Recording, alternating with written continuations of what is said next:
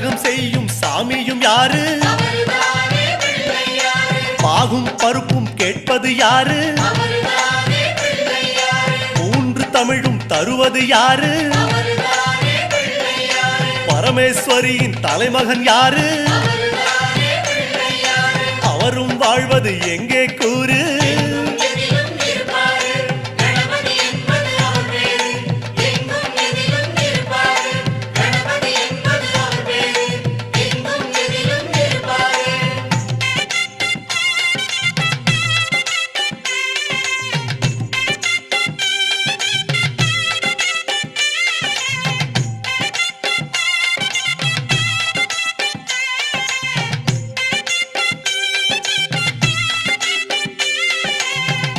கரையில் இருப்பது யாரு?